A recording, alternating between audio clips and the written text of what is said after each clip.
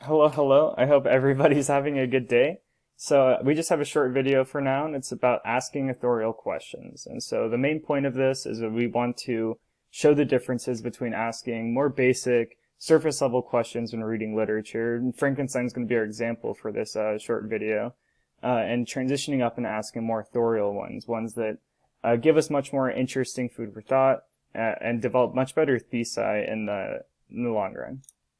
So go ahead and starting with the basic question, just an example I wrote up is, do women or men in Frankenstein possess more power?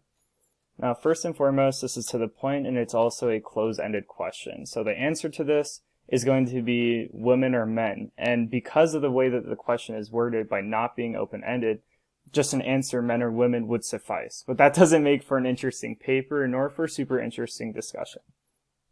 And a lot of this comes from the not asking the why does this happen part.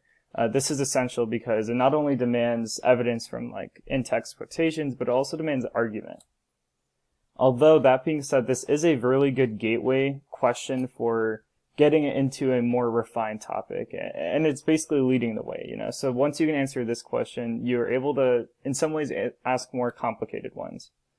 And this is answerable with the text alone. This isn't a bad thing necessarily. This is good because many times you'll actually have to do essays with just a piece of literature alone and no outside research or other sources. So this isn't a bad thing, the fact that you can't get the answers from the book. Moving forward, though, we're going to ask an open-ended question, a more complicated one in the same line of thought. In what ways do men possess power over women in Frankenstein? So first and foremost, and you can see this from those underlined 3 words we introduced the question with, this is an open-ended question. In what ways is not answerable with men have power over women definitively? You have to explain why that is the case.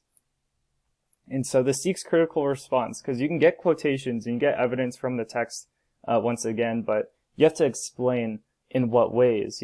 This is getting at that why portion of why the previous question wasn't so good. This is also a refined topic of analysis, because even though we went into this open-ended direction, you still end up having a much more specific train of thought you're following. It's not just, do women or men have more power here? It's, okay, we're going to say men possess power over women, but in what ways? Why?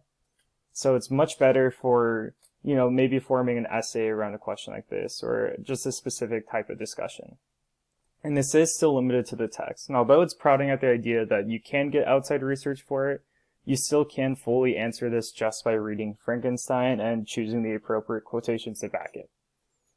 So this moves us to our final question I have as an example of what is an authorial question. So to what extent do gender power differentials in Frankenstein reflect Mary Shelley's experiences?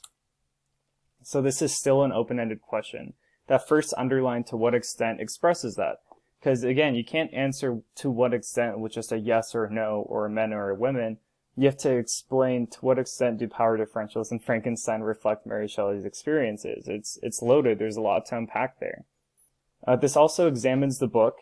So it's not limited to the book, but it does still examine the book. And that's in the first half of the question, gender power differentials in Frankenstein. And so we're not ignoring the importance of just looking at the text on its own, but we're subsequently demanding outside research about Mary Shelley. What are her experiences that may be reflected within these power differentials that are inside Frankenstein? You can kind of see how they build off of each other.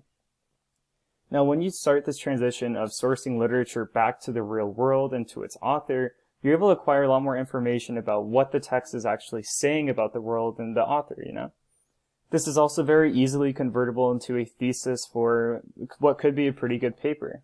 So I even just wrote an example. The power differential between men and women in Frankenstein are representative of Mary Shelley's relationships with men.